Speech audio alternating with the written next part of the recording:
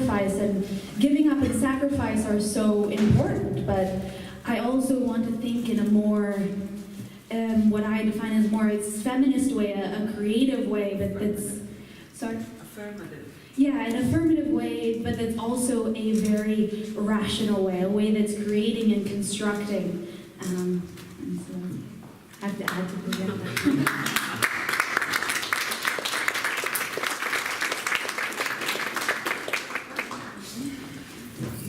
I feel like smashing something.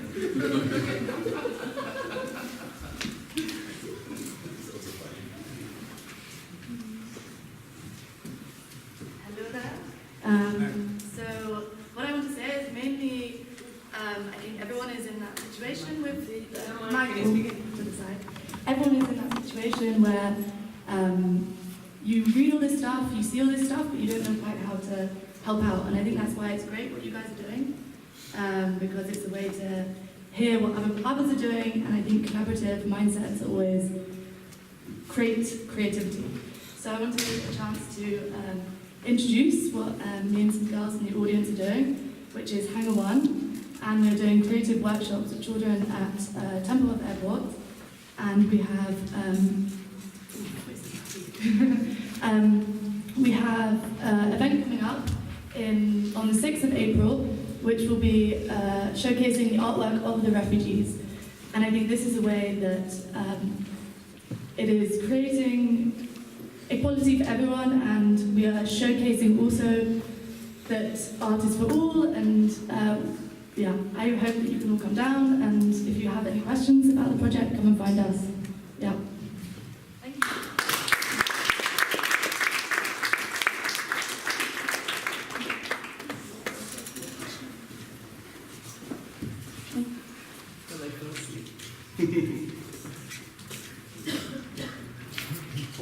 Hey, my name is Dusty. Hi. Thank you so much for doing this and bringing this together. I wanted to respond to what you mentioned about pleasure. Yes. I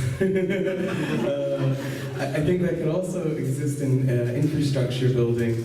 And the collaborative process of coming together, I think like ACT UP was a really fabulous example of how infrastructure creation can actually be a pleasurable and exciting moment.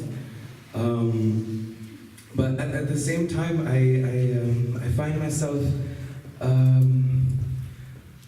I guess this is the frustration that I feel here, is I often feel that for so many politics is this thing that's happening outside or at a distance or not within the scope of our personal lives. And this is like a moment in time that's really exciting and interesting, because people who experience intersections of oppression are claiming ownership and agency over their narratives.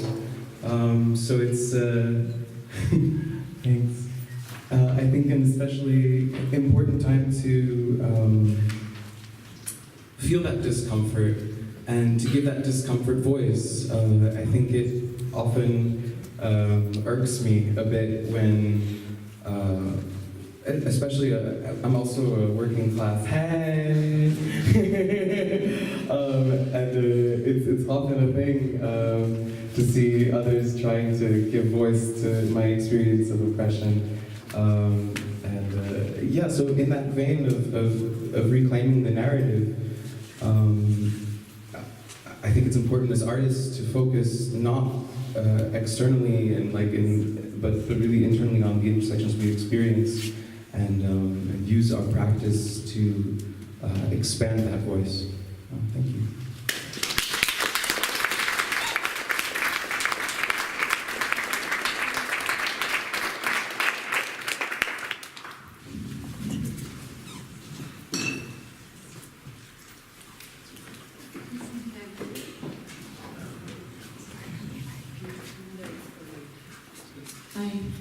Thank you, everyone.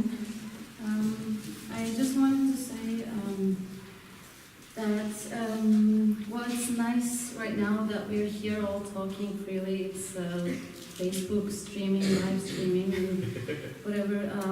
But I think maybe in the future, I hope not, but maybe it's good to think about the security issues or surveillance issues of this thing. It's not that I'm the most dangerous or illegal person in the world, but like I don't want to be known as a I don't know,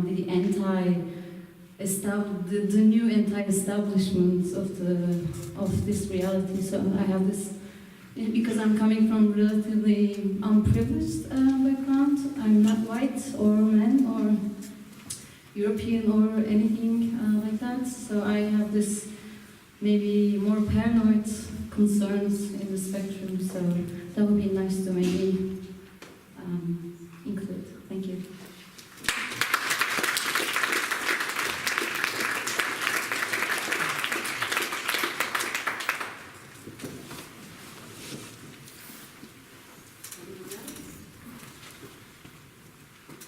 I guess we can move to the second session.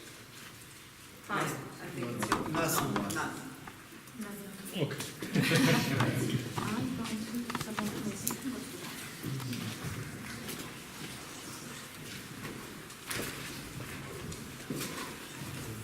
Hello, good evening. My name is Nasan, and yeah, I'm not prepared to speak for so many people actually. And I have to say also, maybe it's just the best way to talk about these things from a personal view. I'm a visual artist. I explain a little bit, maybe like also how I work is maybe the reason. Maybe also because of my background. My parents came here in the 60s from Turkey as, let's say, because of economic reasons, and we grow up here as kind of guest worker child, and I'm emphasizing this because maybe it has to do something with also the way we or people now are politically engaged in the way they are. So I grew up very apolitical. It was a kind of a situation that it was kind of, we were like the lowest class, let's say. We were only guests, and even in our home countries we were like the poorest, coming from a village without any education. We were farmers, even no reading and no like really not educated. So somehow we grow up like that, or I grow up like that, with that idea of actually you don't have a voice and you shouldn't have also something. Anyway, you're going away again and somewhere back, and even there you should shut up and take your head down. In a way, it was not like that I opposed against that.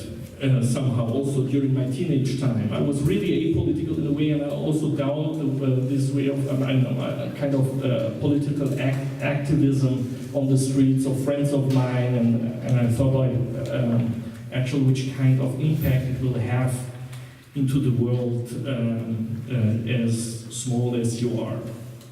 So I began to do art, and in doing art I was really impressed by the way how it could also, art could be kind of a social, like build up also as kind of a social body, or change it, or maybe not really change the way the people are thinking, but maybe the place how they approach the things, and think maybe twice and rethink things. And I think we're at the moment also in a moment where we have to rethink ourselves also in doing art or doing other stuff also, like rethinking, readjusting the way you've done it maybe before. Because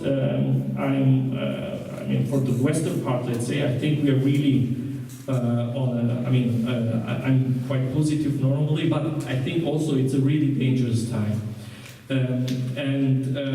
So I was kind of always like approaching to art like from a more sociologic or anthropologic way in my works, very conceptual.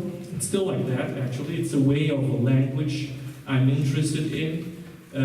Also working with beauty, but of course, beauty is not beauty. And if we talk about fun and things like nice things, actually, maybe you have to pick yourself through really bad stuff before you can make fun of it or to create a beautiful picture out of it. So a couple of years ago, I was really like kind of numbed.